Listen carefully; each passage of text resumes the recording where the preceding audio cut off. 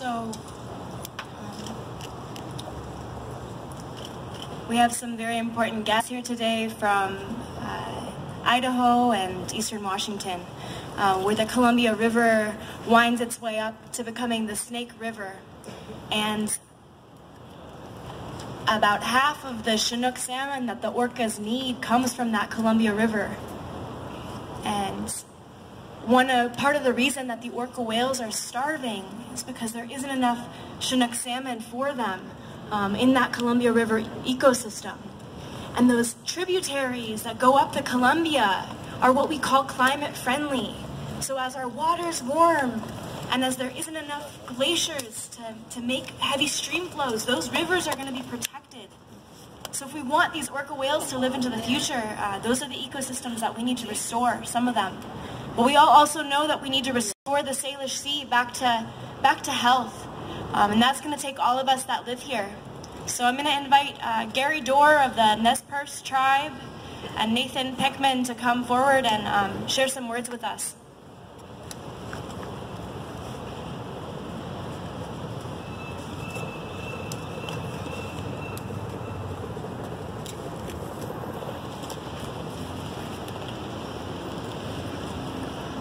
Katsiaya oiklo lautuama ka imiuma.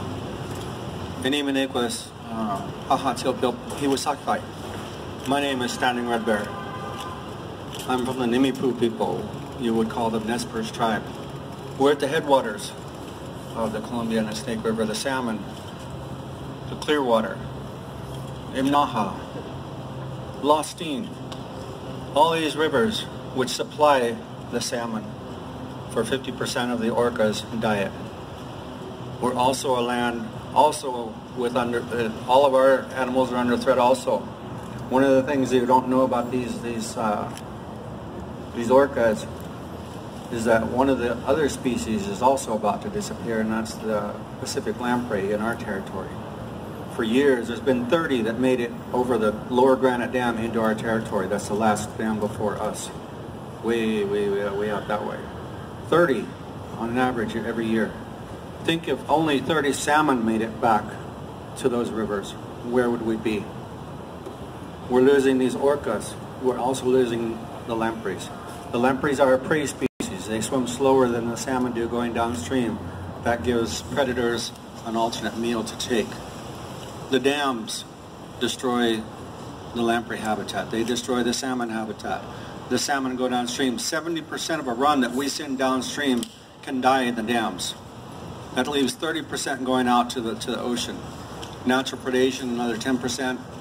Commercial fishing, and probably another 5%. All this, the percentages start to add up, and they add up and add up and add up. Now, right now, you're also there's legislators trying to sponsor a bill to kill sea lions, because sea lions are killing 5% of the run. That's an incorrect stat. It's 5% of the 25% that are coming back from the ocean. Sea lions are not the problem. Birds are not the problem. The dams are the problem. We have to get rid of those dams. If for no other reason, this mother carrying her dead child for 1,100 miles in front of all of us, in front of the world, should motivate you, should shock your public, shock the public conscience, should piss you off. We need to stand behind her and restore the salmon run so we can restore the orca, so we can restore the lamprey. It's a delicate balance. We're part of it. We're the part that tips the scales the wrong way. We need to act with moral authority on behalf of the generations that come behind us. She tried to, and she lost her baby. We need to stand collectively and stand for the seventh generation to come behind us. I want our grandchildren, our great-great-grandchildren to know and see an orca, see the lamprey, see the salmon, see us. We're under a threat of extinction also. There's very few of us, some of our tribes left. But we depend upon those things because we act with that moral authority on behalf of all the mothers. You give a woman sperm, she puts a seed with it, and the miracle of life happens. The miracle of life is happening in these orcas, and we're destroying that miracle. We're destroying that by destroying the habitat. And it's not just that habitat over there in the ocean, the Salish Sea. It's all one body of water.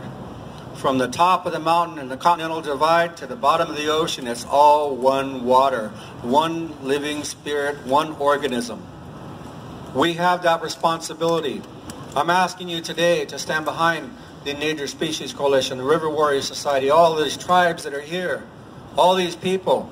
Stand behind this young one who died and was carried by its mother for 1,100 miles. That should piss you off enough to say, hey, we need to do something. We're about to lose these orcas. I remember them when I was a kid,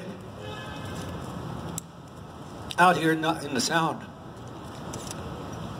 And I never thought I'd see a day when this would happen, when every single one of their cows would die.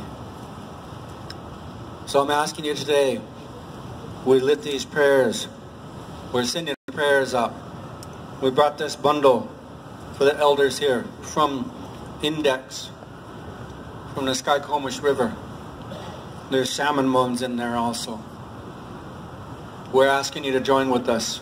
And I told Kiara earlier today, 3,000 people could show up here and it won't be enough. Whoever shows up here, you have a responsibility to go out there and spread this message. Talk to someone. We need to save these orcas because it is an immoral imperative on all of us that we leave this place better than when we found it, so that our grandchildren and their grandchildren and their grandchildren and their grandchildren can experience the same love, the same creation that's been put here for us. Hey, Katsiaya.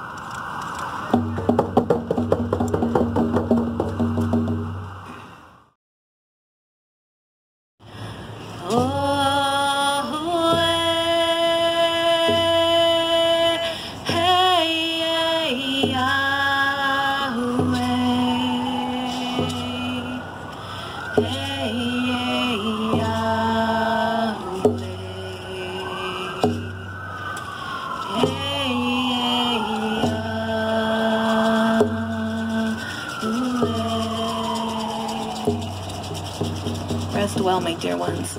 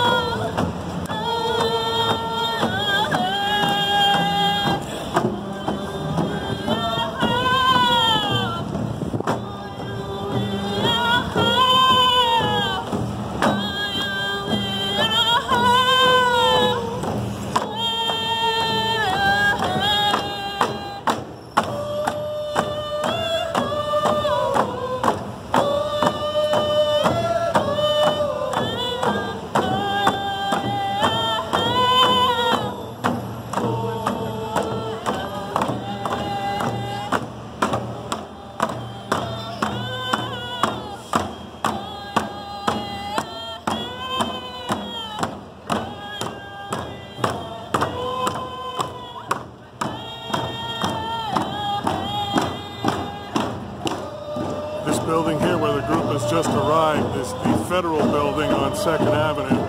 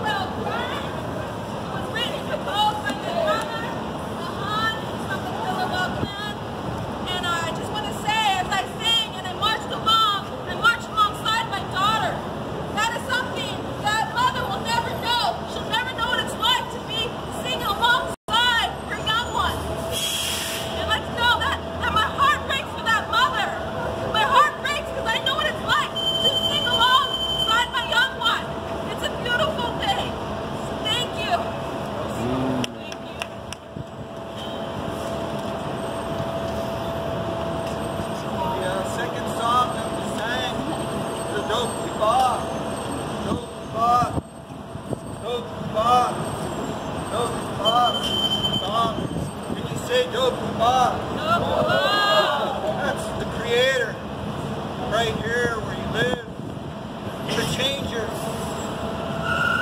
All things are brought by change in our ancient way. All things are brought into wellness in that way, the changer. All things we know in the natural world, all the bounties and beauty, all things that once flourished here in Sailor Sea were brought to us by God. That song was held by Bruce Miller, Suyai, and Skokomish. He said that song speaks of a time when all people would come together in one heart, in one mind, in one prayer, because it was necessary to do so to create a future, to create wellness. So it's beautiful to see all people from all parts of the world coming together to create that change, to invoke that way in the Dokwiba, to see positive change happen in this world. So it's an honor. And then in the song, it's a prayer and a meditation to make all things right in this world, to make all things right, to make our Sailor Sea once again be vibrant, and whole and complete and alive. We have to step into an era of life. It's our choice. It's our choice. You have to tell the people you know, people you love, let them know. It's our choice today. What direction do we move? Do we continue in the way of death and destruction from colonialism? Or do we decide that we're going to live with some teachings from our mother, Hahatunga, our sacred mother right here? We're going to learn something from the Indigenous people right where your roots connect These are your roots right here. Like a tree, they can't lift the roots up unless the wind blows them over, you know. But no, these are our roots. We're connected here. My prayer is that we're all connected here. As much as our ancient people, we're connected here. Love this place.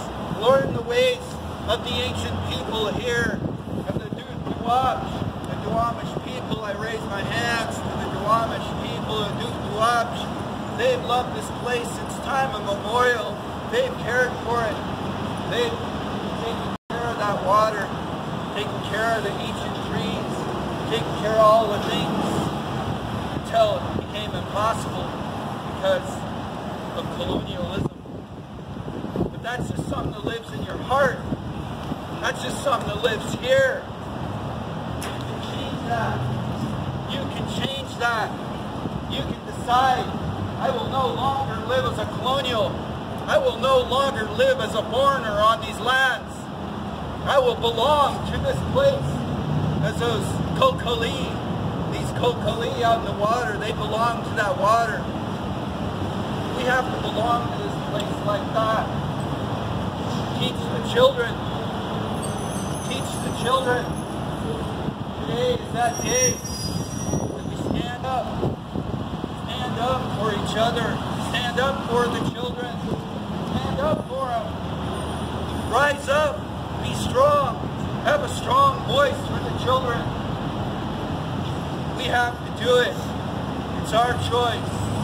Let people know we choose our path today, right now. Today, right now. And I pray it's a good path. It's a strong path. It's a beautiful path.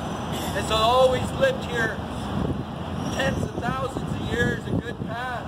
A future was always seen by the Duwamish. A good future was always seen by them because of the ancient ways that they held. And they carried those ways on.